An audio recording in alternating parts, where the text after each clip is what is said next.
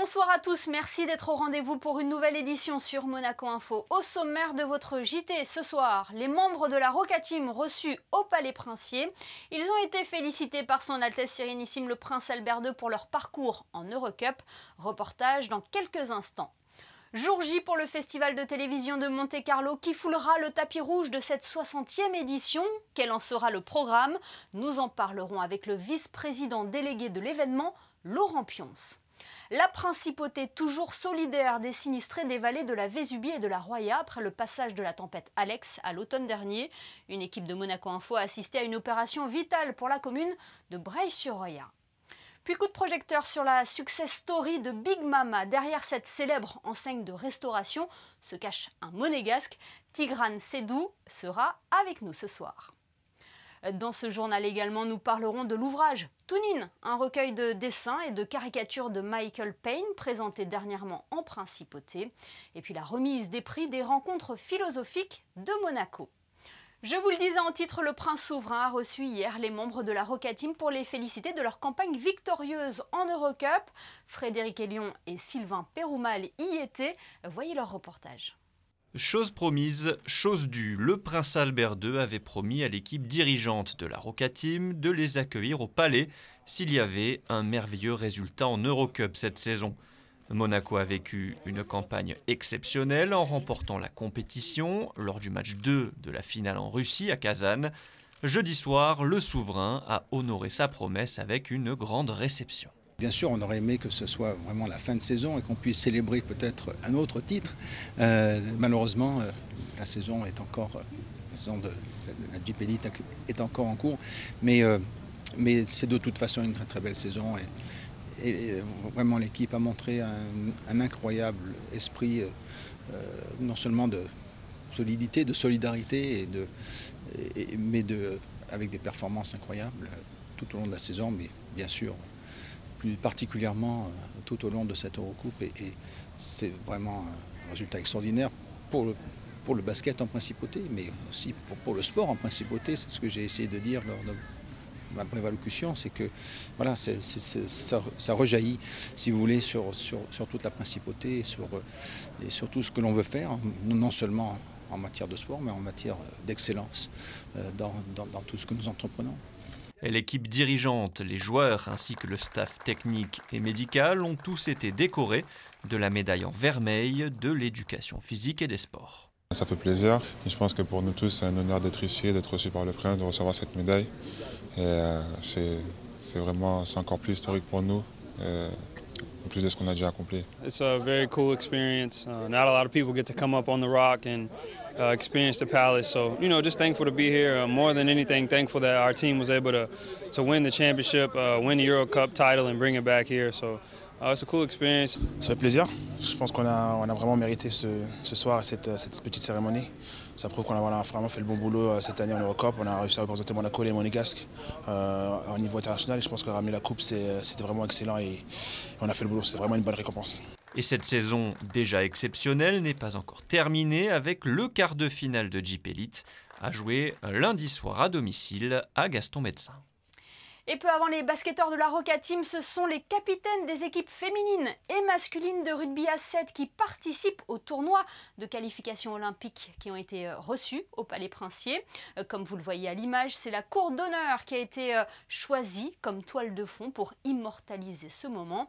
L'occasion de rappeler l'enjeu de cet événement. 3 précieux sésames pour les Jeux Olympiques de Tokyo sont à décrocher, 2 chez les femmes et 1 chez les hommes. L'autre actualité du jour, c'est l'ouverture du festival de télévision de Monte-Carlo. L'événement se tient jusqu'à mardi au Grimaldi Forum. Au programme, projection publique, rencontres et séances de dédicaces. Pour en parler, nous sommes avec le vice-président délégué du festival de télévision. Bonsoir Laurent Pionce. Bonsoir. C'est une 60e édition un peu particulière. Elle avait tout d'abord été reportée l'an dernier. Elle aura finalement bien lieu. Oui, tout à fait. C'est une édition particulière. C'est un anniversaire déjà, tout premièrement. Mais particulière parce que cet anniversaire va se dérouler justement pendant malheureusement la période Covid. Mais bon, cela n'empêchera pas le festival d'être un très très bon cru cette année également. Alors justement, qui sera présent par exemple lors de ce festival de télévision? Malheureusement, et on le comprend, il y aura peu d'Américains cette année. Alors effectivement, comme je le dis depuis plusieurs mois, c'est un festival qui sera moins international que par le passé, puisque malheureusement les Américains ne peuvent pas encore voler librement en France. En revanche, cela va nous permettre de mettre à l'honneur les productions européennes, notamment françaises, et de démontrer très clairement qu'il y a également donc, en Europe des productions de qualité, des actrices de qualité et des acteurs de qualité. Est-ce qu'il y a un peu de frustration de votre part de ne pas pouvoir faire venir des invités outre-Atlantique pour fêter dignement cet anniversaire? Il est certain qu'aujourd'hui, le festival est une manifestation qui est très puissante au niveau américain. Et là, bon, malheureusement, la participation américaine sera minime. Cela étant, nous avons quand même la chance d'avoir parmi nous un Américain de très haut niveau, puisque c'est notre nymphe d'honneur. C'est donc M. Darren Star, qui est producteur, réalisateur. Oui, le producteur de Sex and the City, de Beverly Hills, de Melrose Place. Oui, oui, c'était un des plus gros, un très très gros producteur. Et nous avons eu la chance de pouvoir le contacter car il se trouvait en tournage en Europe pour Emily in Paris. Et on l'a invité, il a accepté l'invitation, donc il sera parmi nous demain. Et notre président d'honneur, donc le prince Albert II, lui remettra la nymphe d'honneur. Et il y aura également Tchéky Karyo, c'est ça? Tchéky Karyo, pour moi, est un acteur français qui a réussi à s'exporter dans de très bonnes conditions aux États-Unis, puisqu'il a joué dans de gros blockbusters américains et il a eu des rôles très importants. Et surtout, ce que je voudrais dire, ce qui est important, c'est qu'il a été, tout dans un premier temps, donc un acteur de cinéma. Et depuis, je pourrais dire, sur les 10 dernières années, il s'est consacré beaucoup à la télévision, ce qui démontre très clairement, comme je le disais il y a déjà quelques années, qu'il n'y a plus vraiment de barrière entre le cinéma et la télévision. Du moins, et les séries, puisqu'on ne peut pas parler de télévision aujourd'hui avec les plateformes digitales. Alors malgré cela, vous avez souhaité maintenir les traditionnels rendez-vous ouverts au public tels que les séances de dédicaces. Hein. Oui, oui, c'est un point fort aussi du festival. Hein. On a permis aux fans de rencontrer dans des conditions exceptionnelles leurs actrices et acteurs préférés. On a voulu maintenir ce concept. Bon, ça n'a pas été simple puisqu'il a fallu s'adapter aux mesures sanitaires, mais cela étant, nous allons permettre aux fans présents cette année au festival de rencontrer dans des conditions optimales de sécurité leurs stars préférées. Alors il ne faut pas l'oublier, Laurent Pionce, le festival de télévision c'est aussi une compétition avec les désormais célèbres nymphes d'or. Hein. Complètement, en plus c'est important de le souligner car ça va être la première édition, donc pour les 60 ans, où on va mettre en place, où sera mis en place le nouveau format de la compétition avec une sélection officielle de 9 programmes, notamment dans la catégorie fiction, et qui seront projetés tout au long de la manifestation. Et dans ces 9 programmes, on peut citer je pourrais dire sans aucune prétention, avec une certaine joie, on a 3 avant-premières mondiales qui seront projetées durant l'événement en présence du cast. Le festival fête donc sa 60e édition. Quels sont les meilleurs souvenirs que vous gardez depuis que vous êtes à la tête de cet événement, Laurent? Écoutez, mon premier souvenir, c'est donc bien entendu la venue de Jerry Bruckheimer, qui est le producteur des Experts, par exemple. Et également la venue de Desmond Tutu, qui était prix Nobel de la paix, que j'ai eu le plaisir d'accueillir au festival. C'est 2 personnalités vraiment hors du commun. Après, j'ai beaucoup de souvenirs avec des acteurs ou des actrices que j'ai pu rencontrer, qui sont des gens super sympas. Et c'est une manifestation qui est très agréable, qui est compliquée à organiser, mais qui, à mon sens, est une très belle vitrine pour la Principauté de Monaco. Et surtout quand on voit son succès. Merci infiniment, Laurent Pionce, d'avoir été avec nous. Et puis bon festival. Merci beaucoup.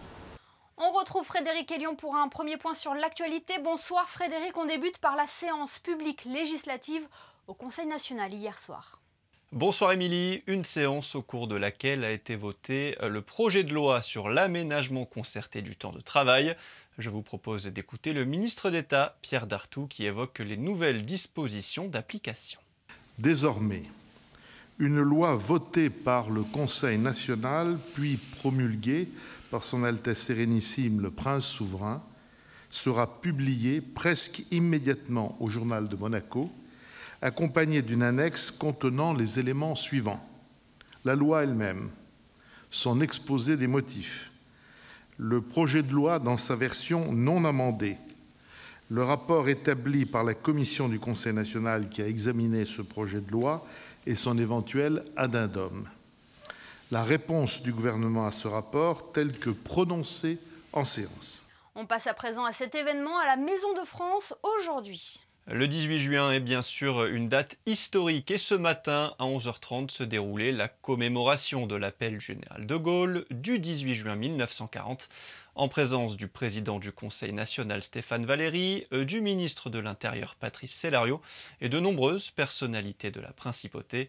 Au programme, un discours de Laurent Anselmi, ambassadeur de France à Monaco, un dépôt de gerbes ainsi qu'une minute de silence. Et on termine par cette manifestation du Monaco Economic Board. Le MEB proposait ce matin à l'hôtel Hermitage un nouveau webinaire Destination Business consacré à la Lituanie. L'occasion de découvrir les opportunités économiques offertes par le plus peuplé des pays baltes, avec un focus sur 2 secteurs de pointe en plein boom, la fintech et la biotech. Au programme des interventions en ligne et une séance de questions-réponses.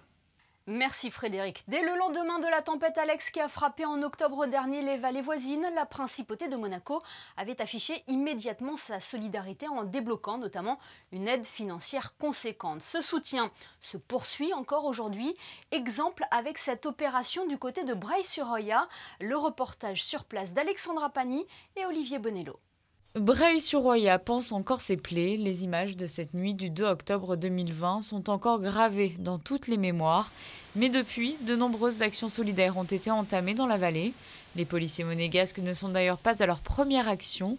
Cette fois-ci, aidés par la Croix-Rouge monégasque, les pompiers et les carabiniers de la principauté, c'est un canal d'irrigation qui est déblayé par près de 75 bénévoles. Après le passage de la tempête Alex, Nicolas a créé une application pour permettre aux sinistrés de signaler leurs besoins en matériel et main-d'œuvre.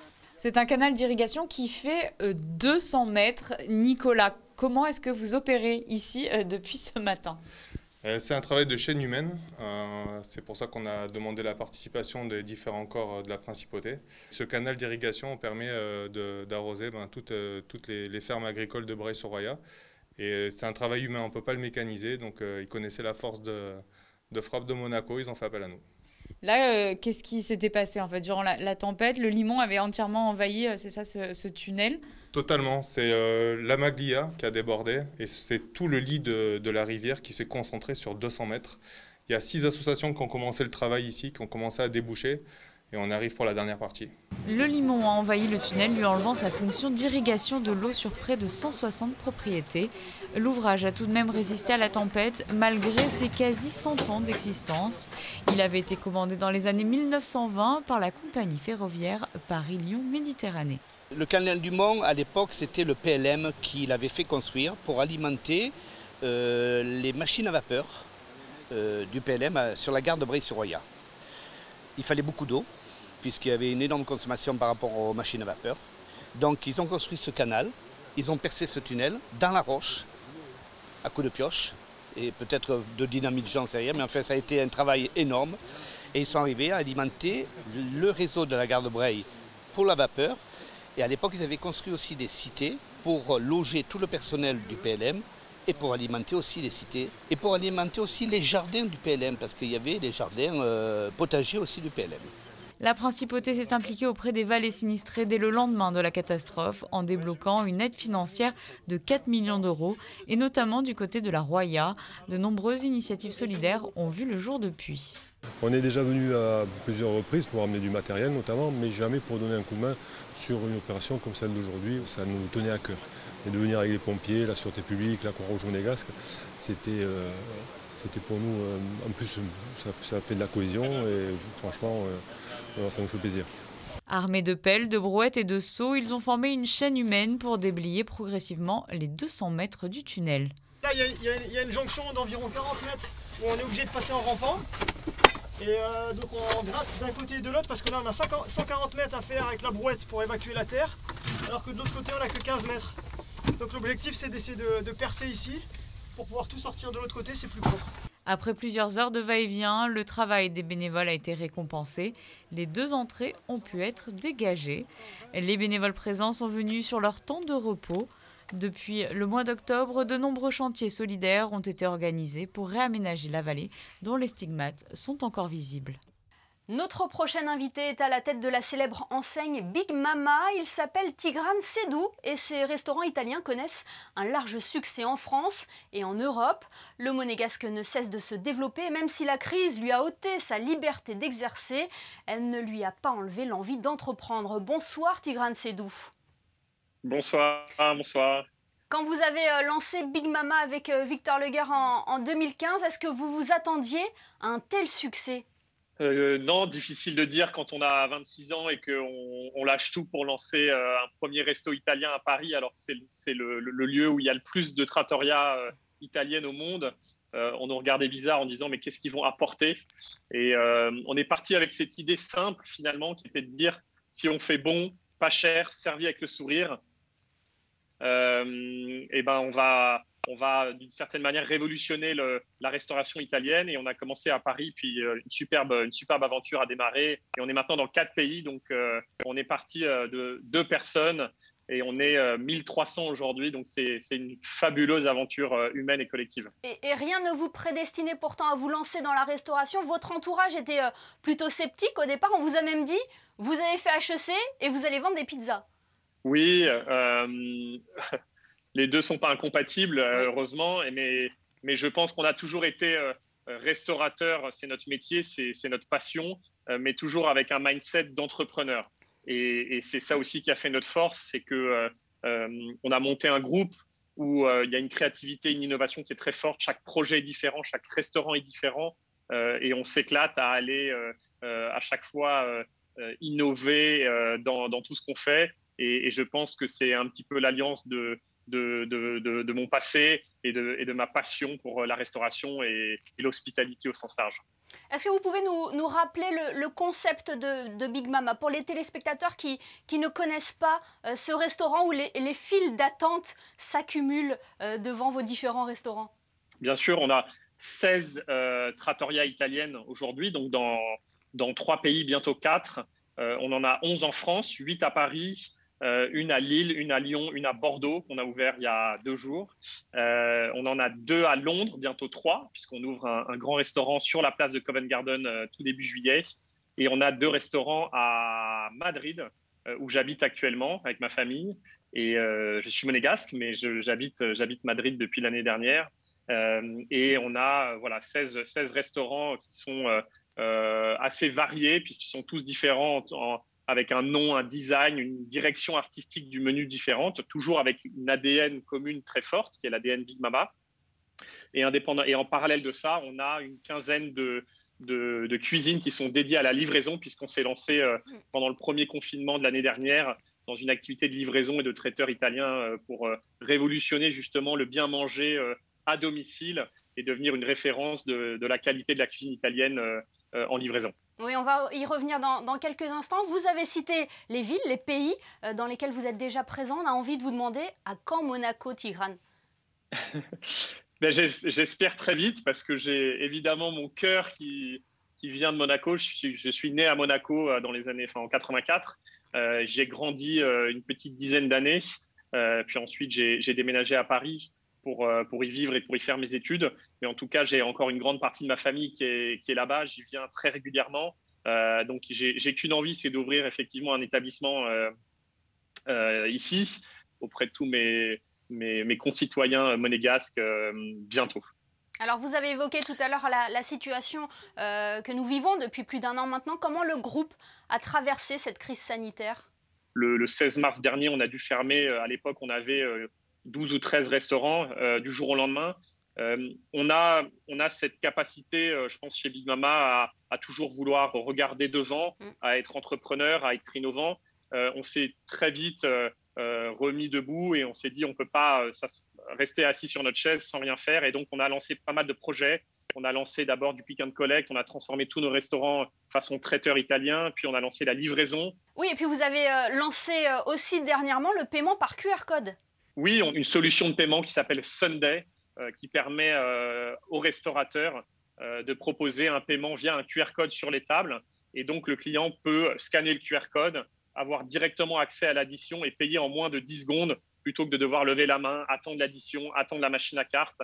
et la solution se développe. Et d'ailleurs, si des restaurateurs à Monaco souhaitent l'implémenter, qu'ils nous contactent. Et donc voilà, on a plein de projets. Ça a été vraiment une période de destruction-création et on en sort, on va dire, plus fort qu'avant. Et en tout cas, on regarde l'avenir avec beaucoup de passion et beaucoup d'ambition et beaucoup d'envie. Merci infiniment, Tigran Seydou, d'avoir été avec nous pour revenir sur cette success story de Big Mama. Super, merci beaucoup à vous, merci beaucoup. Coup de projecteur à présent sur Toonin. Il s'agit du premier ouvrage de Michael Payne qui fut pendant de nombreuses années à la tête de la division marketing du Comité international olympique. L'auteur vient de présenter son livre au Prince Albert II et à Joël Bouzou, président de Peace and Sport.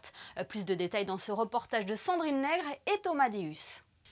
Proposer une autre facette, découvrir les coulisses et les instants insolites, parfois chargés d'humour, liés à 125 ans de Jeux Olympiques.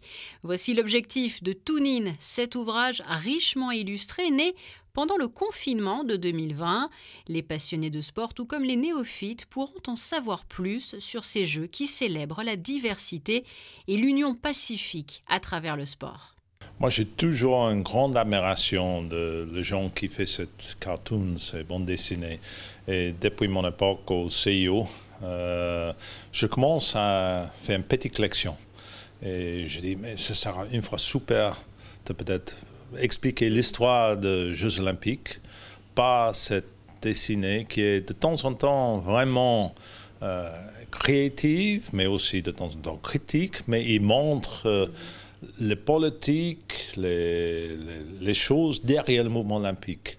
Son Altesse Sérénissime, le Prince Albert II, qui a participé à des Jeux Olympiques en tant qu'athlète, membre du Comité international olympique depuis 1985 et qui apporte son haut patronage à Peace and Sport, a salué ce livre fruit d'un travail colossal de recherche qui revêt aussi un caractère solidaire. C'est un honneur d'être éligible pour recevoir ce type de fonds. Je veux remercier Michael Payne d'avoir pensé à nous, parce qu'on est à côté de personnes comme Mohamed Younous, prix Nobel de la paix, avec son organisation. Donc ça, c'est très important. Alors ce qu'on va en faire, c'est on va utiliser ces fonds pour développer des actions dans le camp de réfugiés d'Al-Zatari en Jordanie.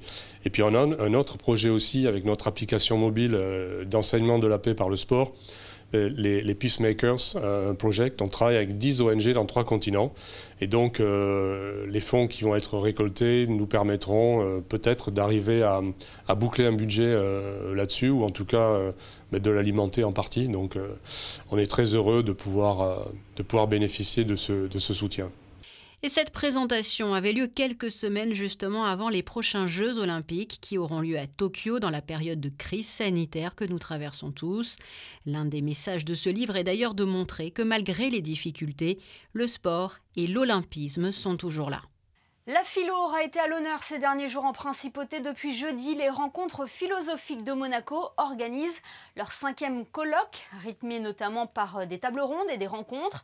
Événement dans l'événement, la soirée de remise des prix qui a eu lieu hier soir au musée océanographique. Le reportage de Fabien Bonilla.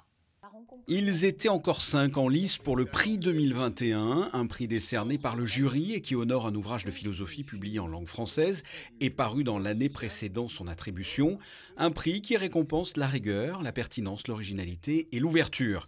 Charlotte Casiraghi, la présidente des rencontres philosophiques de Monaco, a annoncé à la fin de la soirée le nom du vainqueur parmi ce quintet final. Bon, alors le vainqueur du prix de cette année est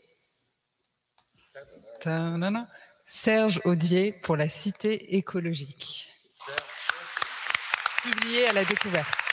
C'est d'abord une reconnaissance collective du travail de la communauté des philosophes.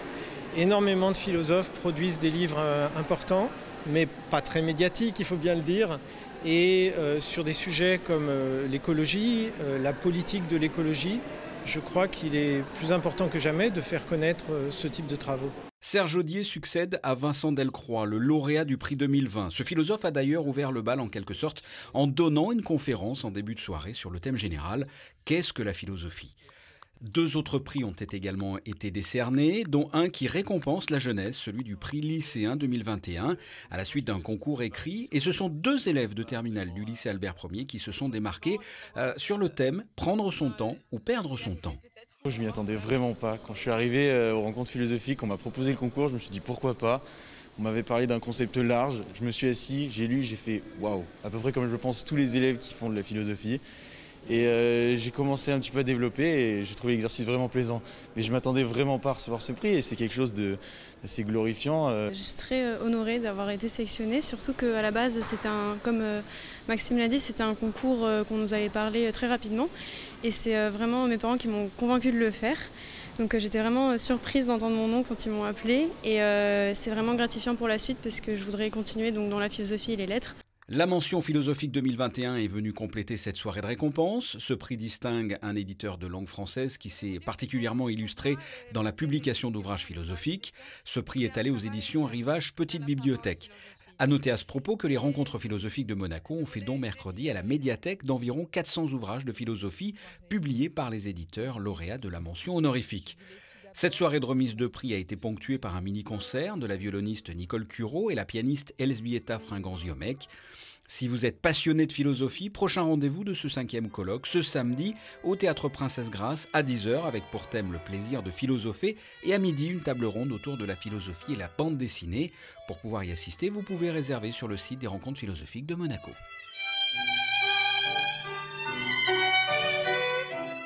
On retrouve Frédéric Elion pour un nouveau point sur l'information avec les Happy Days 2021.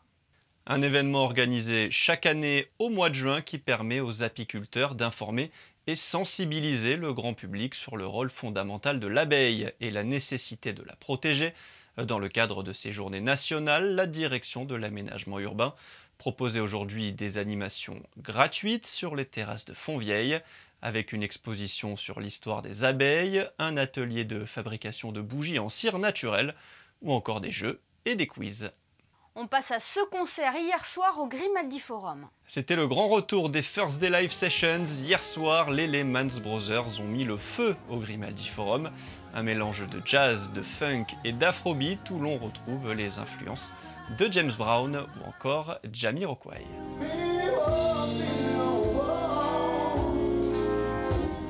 Et on termine, Frédéric, par cette bonne nouvelle. En tennis, Monaco a validé cet après-midi sa montée dans le groupe 2 mondial. Après 2 victoires hier, 3-0 contre Malte et 2-1 contre l'Irlande, les Monégasques ont dominé le Luxembourg sur le même score 2-1.